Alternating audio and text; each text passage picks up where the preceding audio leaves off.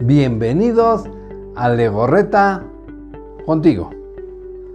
Gracias por estar en este su canal de interés laboral. El tema de hoy es acerca de la norma 035 de la Secretaría de Trabajo y Previsión Social. En esta ocasión, contamos con la presencia de la maestra María de Lourdes Acosta Espinosa.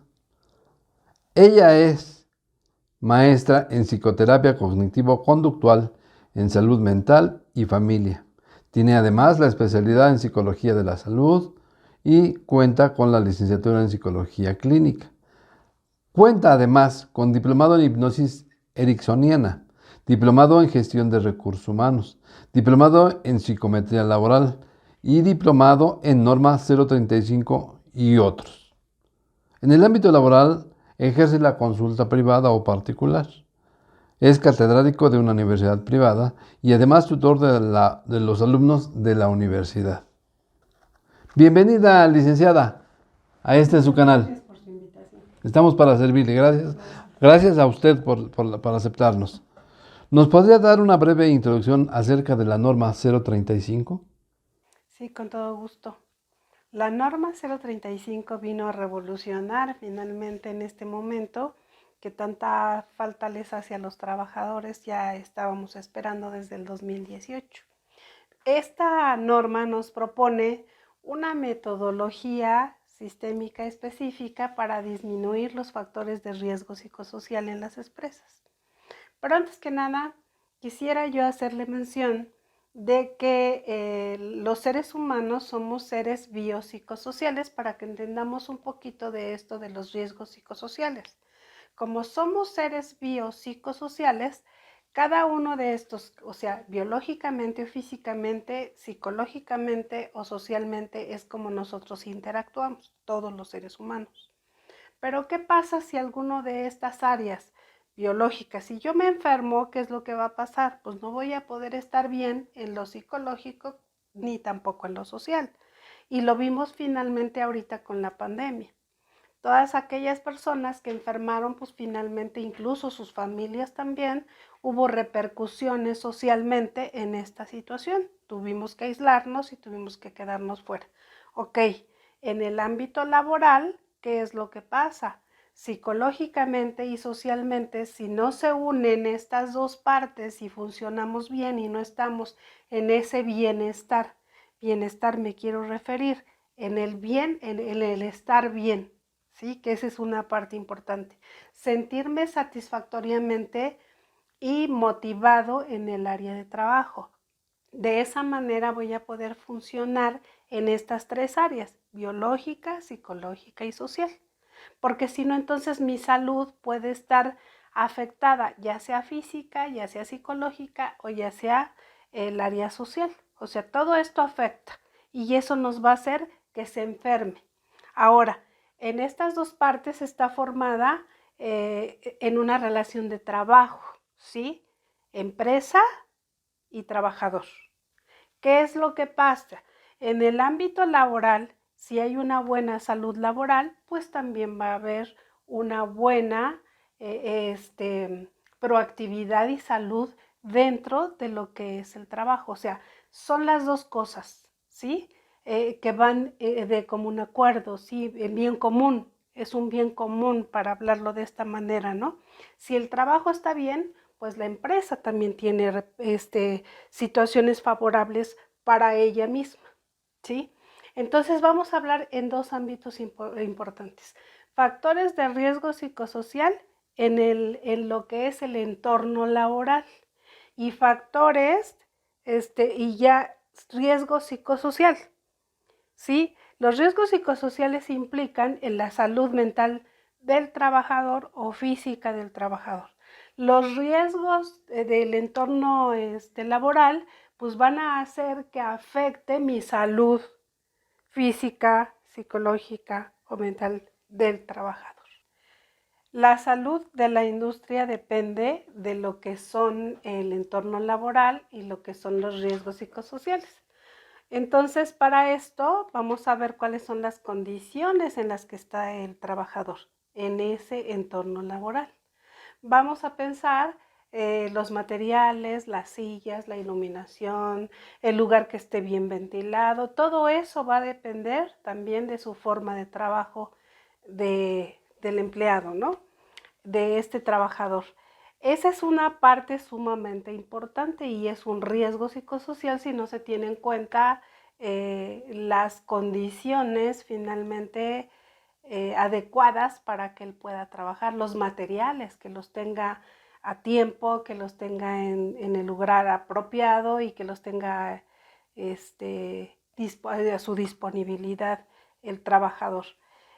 Vamos a ver las exigencias más allá de las capacidades de los trabajadores. Hay empleadores, finalmente empresarios o las personas que se encargan de la contratación de los trabajadores, que en muchas ocasiones les dicen, bueno, pues te voy a contratar y tu trabajo va a ser este. Pero ya a la hora de entrar a trabajar empiezan a extenderse esas exigencias. Hay empresas que incluso no cuentan con su perfil de puestos. Una empresa debe de contar con su perfil de puestos para tener ahí ya su organigrama de cómo es que va a trabajar el empleador, cuáles son las tareas que debe de ejecutar dentro de la empresa. Y para esto lo debe de capacitar. Le tiene que dar de inicio al contratarlo, ya cubrió todas las situaciones que requería para entrar a trabajar. Desde ese primer momento se le debe de explicar cuáles son sus tareas, qué es lo que tiene que hacer, cómo se debe de mover dentro de su área de trabajo para que él sepa qué es lo que tiene que hacer. Entonces eso es algo bien importante, la capacitación que desde inicio se le tiene que dar al trabajador. Las tareas de trabajo que luego vienen siendo muy largas. Terminan sus horarios de trabajo y todavía dejan trabajo para más tarde. Los dejan trabajando muchas largas horas de tiempo y muchas ocasiones hay empresas, pues sí, les pagan tiempo extra. Pero también el hecho de que te paguen tiempo extra debe de ser un tiempo razonable, que no afecte finalmente a su familia, a su bienestar personal, porque si no, entonces se puede dar lo que es el desgaste de trabajo en la persona. Conflictos en cuanto a relación, eso va a afectar los conflictos en relación a la familia, ¿no? En torno familia-trabajo. ¿Por qué? Porque se la pasa todo el día trabajando y no tiene tiempo para poder interactuar con su familia, para poder estar en las situaciones importantes de la familia. El estilo de comunicación que se tenga con el empleador, con su jefe o su jefe inmediato y su trabajo. Aquí debe de estar abierta y el trabajador tiene que tener voz también para poder comunicarle al empleador o a su jefe inmediato qué es lo que le sucede, qué es lo que cree, qué es lo que piensa. Incluso él puede sugerir mejoras en su trabajo para que él pueda ejercerlo. Ahora, en los riesgos psicosociales vamos a ver la parte de qué es lo que está afectando al trabajador y que tenemos que tomar en cuenta, como es el estrés laboral.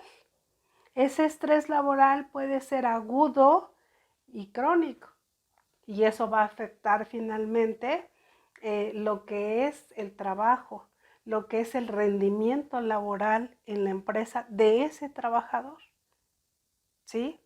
El ausentismo. El trabajador puede estarse ausentando constantemente. ¿Por qué? Porque no está viviendo en un entorno laboral favorable, porque no está viviendo en las condiciones adecuadas de trabajo. Sabemos que el trabajo es como tu segunda casa, ¿sí? Mucha parte y mucho tiempo de tu vida, la mayor parte de tu vida, la mitad del tiempo de tu vida la pasas en tu trabajo y la otra parte la pasas en tu casa. no todos decimos, bueno, pues deberíamos de desconectarnos después de salir de trabajar, pues ya no vamos a llevarnos las cosas del trabajo a nuestra casa. Sin embargo, para muchos empleados o para muchos trabajadores, les es imposible cuando esto les abruma y cuando esto ya están en un estrés crónico laboral. ¿Por qué? Porque no están viviendo en ese ambiente, las exigencias que están teniendo en el trabajo. Probablemente están viviendo también un síndrome de sobrevivencia. Y si ellos pueden estar viviendo en ese síndrome de sobrevivencia, pues van a tener afectaciones importantes en su vida. Lo que es el síndrome de burnout, que es la sobrecarga finalmente de trabajo en el trabajador. Y lo que es también las adicciones en el trabajo se pueden presentar como una forma de evitación y escape al estrés que les está provocando el trabajo. Ellos pueden desarrollar adicciones como alcoholismo, el consumo de alguna droga para poder estar despiertos, para poder estar activos dentro del trabajo. Esa es una parte de afrontamiento que lleva el trabajador. Otra parte importante, la comunicación tiene que ser asertiva. Y dentro de esa asertividad, pues finalmente la comunicación del jefe inmediato o de los empresarios, pues muchas ocasiones es ofensiva hacia el trabajador, por lo tanto no es asertiva. No es que me quede callado de lo que yo quiero comunicar o de lo que yo quiero decir y que el empleador tenga que quedarse callado porque si no entonces estoy cometiendo un delito o estoy cometiendo riesgo psicosocial con el trabajador. Debo de aprender a decir de manera asertiva lo que siento y lo que pienso sin lastimar al otro. Y lo mismo el trabajador debe de saber de comunicar a sus compañeros y a lo que es el empleador sus emociones o lo que él piensa o lo que él siente o las mejoras que él quisiera tener dentro de su trabajo de manera asertiva. Aquí también tendríamos lo que es el mobbing o acoso laboral, muy hablado y muy comentado hoy en día, que de hecho creo ya lo manejó escuchando su tema anterior en su canal. Finalmente por ahí hablo del acoso laboral. Creo que ya les queda muy claro, ¿no? Esa parte. Esa parte del acoso laboral precisamente no incluye o no está expuesto dentro de lo que es de la norma, porque esto habla del ámbito, está dentro del ámbito legal y dentro del ámbito en cuestión de las normas y de las leyes de la Ley Federal del Trabajo y también en cuestión penal. Por eso no se toca el acoso dentro de la norma, porque es una parte legal que se tiene que llevar. Adelante, licenciada, gracias. Pudiera ser lo que es el acoso sexual. Sin embargo, el acoso laboral, como son las malas palabras, como son a lo mejor, bueno, hay empresas en que yo recuerdo perfectamente una empresa donde yo llego para hacer las evaluaciones de la norma 035, entonces nos permiten el paso a lo que es las oficinas, a donde están los directivos de la empresa y pasamos por donde están los trabajadores con un absoluto silencio y una persona con una corneta donde está dándoles las indicaciones a los trabajadores, en donde no pudieron ni siquiera voltear a vernos a nosotros como el personal que íbamos a hacer la evaluación y a hablar con los de la empresa. Desde ese primer momento pudimos identificar que ahí había un riesgo psicosocial. Ellos, ¿qué pasa? No podían voltear, no podían hablar, no podían comunicar. ¿Por qué? Porque una persona las estaba observando y estaba constantemente, incluso con una corneta, llamándoles la atención a los trabajadores. Entonces eso es parte de un riesgo psicosocial, situación que muchas veces ni siquiera nosotros pensamos que pudiese existir ese tipo de trabajo o de condiciones de trabajo. Sin embargo, existen, ¿no? Entonces, sí, la norma quiere evitar justamente que se estén dando esas prácticas dentro de la empresa. Y una parte importante que nos lleva a lo que es el estrés laboral, pues es eso justamente, un trabajador que está viviendo bajo esa presión, justamente está viviendo en estrés laboral. Lo que yo le comentaba acerca de lo que era el síndrome de sobrevivencia.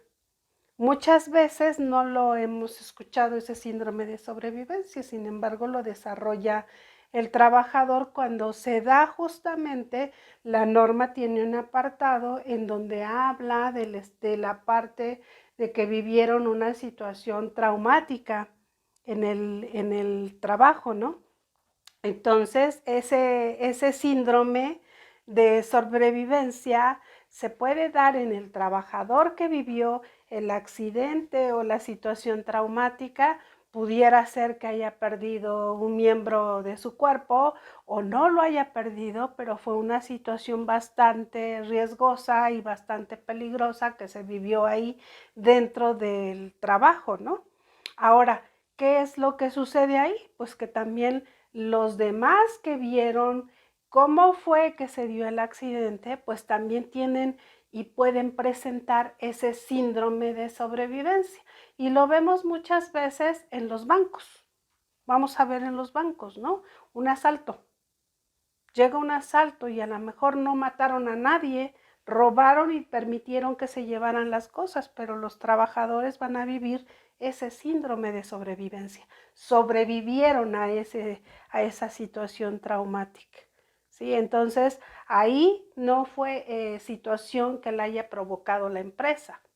Sin embargo, el trabajador ya vive bajo ese estrés. ¿Qué le va a suceder a ese trabajador? Pues que no va a rendir de la misma manera, que va a tener miedo, que a lo mejor se porte de una manera agresiva con sus compañeros, que esté alerta todo el tiempo, lo que nosotros llamamos síndrome o trastorno de estrés postraumático. Sí, nosotros como psicólogos lo trabajamos como un trastorno de estrés postraumático, que está clasificado dentro del Manual Diagnóstico de los Trastornos Mentales, así como trastorno de estrés postraumático, un trauma que vivió el trabajador, ¿sí? Entonces, todas esas situaciones los pueden llevar incluso a vivir no solo el estrés, sino una ansiedad, ¿sí? Nosotros calificamos la ansiedad como ansiedad rasgo, ya es una persona que vive y que ha vivido siempre como un rasgo de su personalidad es la ansiedad, ya es una persona ansiosa de por sí, aunque no haya tenido una situación de trauma, estrés o definitivamente no haya habido un evento estresante de esa manera, pero él finalmente su personalidad ya es ansiosa. Ahora, la ansiedad, tenemos como ansiedad de estado, que es un estado de ansiedad provocada justamente por una situación que se está presentando en ese momento, como te acabo de explicar. En este momento llegan, asaltan el banco y tú lo viviste en este momento. Entonces es una ansiedad de estado. Este estado que estás viviendo en este momento te provoca esa ansiedad, ¿sí? La norma finalmente quiere evitar este tipo de situaciones ayudando y apoyando, ¿sí? Para que de una manera metodológica y sistémica las empresas, las industrias hagan y apoyen y ayuden a los trabajadores a través de diferentes situaciones para que esto se disminuya y finalmente haya una relación finalmente bilateral, ¿sí? En donde haya calidad de vida en los trabajadores y salud mental de los trabajadores, así como una empresa saludable, ¿no? Muy bien, muy ampliamente explicado esto de la norma. Y créamelo, licenciada, que de alguna forma nos satisface mucho a este canal. Entonces es amplia gama de respuestas. Yo quisiera hacerle algunas preguntas, a lo mejor son redundantes en base a lo que estuvimos platicando y nos explicó usted. Por ejemplo, ¿cuál es el alcance de la norma en este caso? Como le decía, encontrar finalmente el bienestar y la salud, tanto biopsicosocial, física, social y demás de los trabajadores, que eso es algo bien importante. ¿A través de qué? Pues finalmente de registros, de información que va a ir teniendo a través de cuestionarios, a través de la observación, a través de todos esos factores que va implicando lo que es la norma, porque la norma tiene una metodología, como le decía yo hace un rato, específica de cómo trabajarla. Ok, aquí ya iba a hacer una pregunta, pero usted ya me la contestó, le iba a preguntar, ¿a quién se le aplica? Pues ya me dijo que a los trabajadores, definitivamente, ¿sí? ¿Cómo se hace la identificación? A través de una prueba, definitivamente. Son cuestionarios. Son cuestionarios que usted me hace. Dice que se realizan. ¿Cómo se aplican las medidas de acción y control? Por ejemplo, ¿verdad? ¿Cuándo? Una pregunta importante sería, ¿cuándo se deben de practicar los exámenes médicos y evaluaciones psicológicas a los trabajadores? Bueno, las evaluaciones y las situaciones médicas, consultas médicas o evaluaciones médicas y psicológicas, se le harán a todos los trabajadores que ya empiecen, que estén que teniendo signos o síntomas finalmente de estrés, de ansiedad, de estrés postraumático, de alguna situación que se pueda identificar en los trabajadores. Entonces ahí entrarán el médico, finalmente, ya sea de la empresa o finalmente de la institución a la que esté el trabajador, tenga seguros afiliados, seguro social, ISSSTE, en fin, o a lo mejor la misma empresa tiene su médico del trabajo o su psicólogo dentro del área laboral. Muy pocas empresas tienen psicólogos dentro del área laboral en sus empresas. Sin embargo, toda esta intervención con el trabajador no lo va a hacer el encargado de recursos humanos, ni lo va a hacer el jefe, lo tiene que hacer finalmente una persona capacitada. En este caso, un especialista. Ahí entramos nosotros como psicólogos, ¿no? En esta norma, pues para nosotros está diseñada finalmente también, y ahí nos abre un campo de trabajo a nosotros como psicólogos y a los médicos, ¿no? Que finalmente tienen que checar esta parte del riesgo. Pero también hay una parte importante, las evaluaciones se van a ir presentando de alguna manera, como tú me comentabas hace un rato, sí es cierto, a todas las instituciones y a todas las empresas que tengan trabajadores, desde un trabajador a más de 50 trabajadores. Se divide en tres partes, de 1 a 15 trabajadores, ¿sí? De 16 a 50 trabajadores y de 56 en adelante, ¿sí? Los cuestionarios y finalmente pues están diseñados para este tipo de empresas y de trabajadores. Ok, esta norma 035, ¿cuándo entró en vigor? Pues se diseñó y se desarrolló y entró en vigor a partir del 2019 prácticamente. Sí, ya estaba propuesta a partir del 2018, pero vino finalmente aplicándose en dos partes. En el 2019 las evaluaciones y de empezar a identificar y demás, y ya posteriormente aplicar lo que son los cuestionarios, aplicar ya finalmente si detectamos algún empleado, un trabajador que tenga algún problema o detectemos alguna situación importante en donde haya que intervenir, pues hacerlo, ¿sí? Porque también tenemos que elaborar formatos, tenemos que elaborar ciertas situaciones para que se le dé seguimiento a lo que es la norma.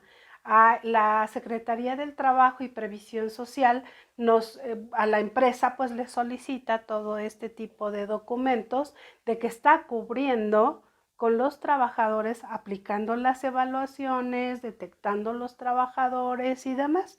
Ellos van a llegar a lo mejor de manera no van a ir a aplicar todas las evaluaciones a todos los trabajadores, pero de manera aleatoria, pues van a tomar algunos trabajadores y ahí se darán cuenta si efectivamente se está trabajando o no se está trabajando con la norma. Ok, entonces Yo iba a hacerle una pregunta, decía, ¿cómo elegir el lugar o la empresa a evaluar? Normalmente, pues la empresa es la que elige quién va a hacer sus evaluaciones o quién va a trabajar. A lo mejor ya contrató a algunas personas para que hagan sus evaluaciones dentro de la misma empresa. Dentro de la misma empresa pueden tener ya alguna persona que fue a tomar cursos, capacitación y demás. Lo que sí no podrán hacer será la intervención. La intervención psicológica o la intervención médica. Eso tiene que ser, como decías hace un rato, el especialista que lo tiene que hacer y no cualquiera, ¿no?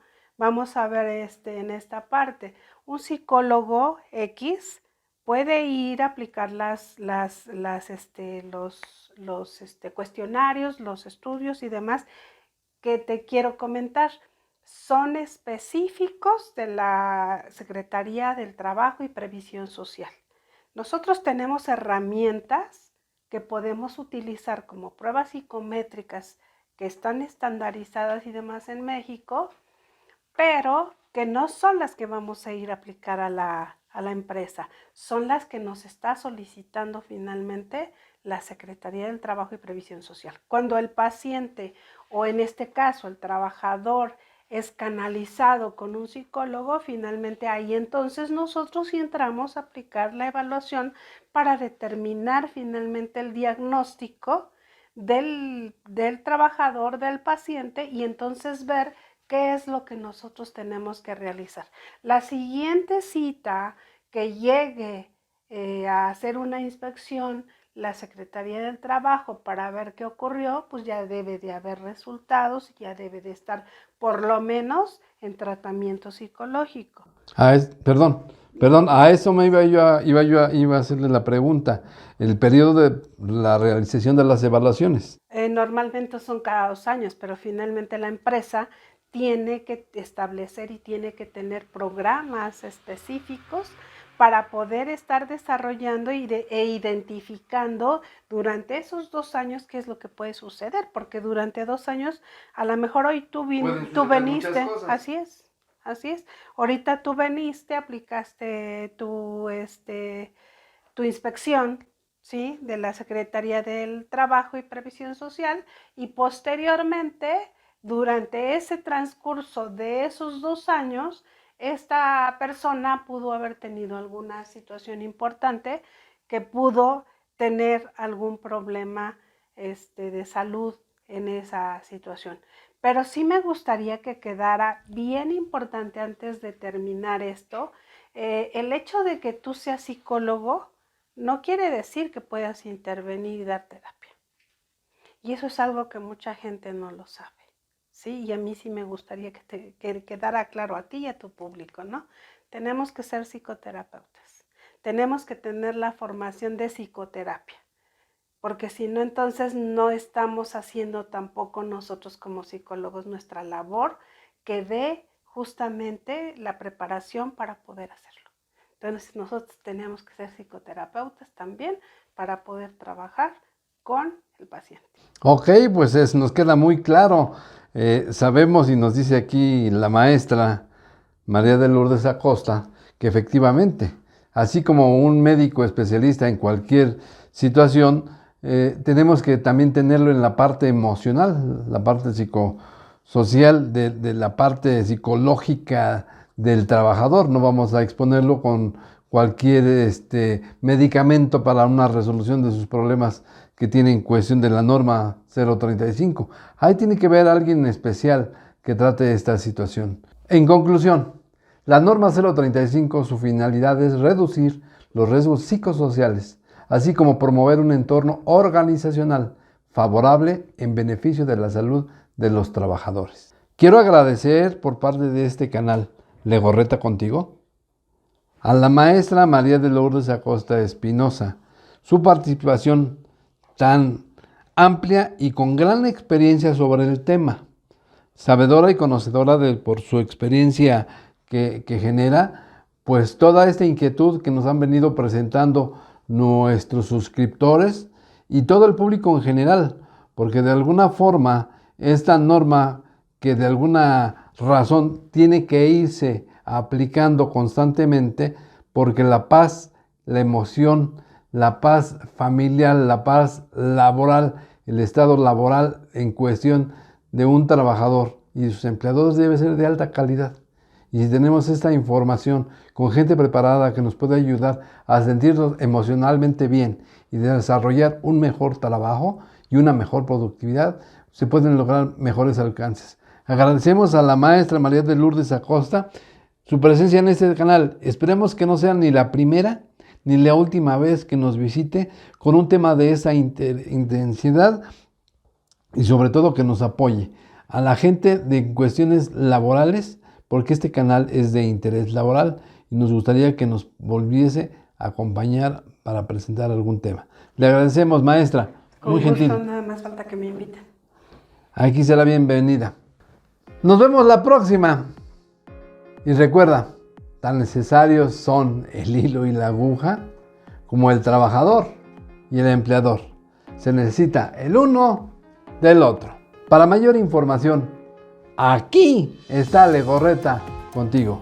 Síguenos en nuestras redes sociales y compártenos. Suscríbete a tu canal y dale me gusta para más temas de interés laboral.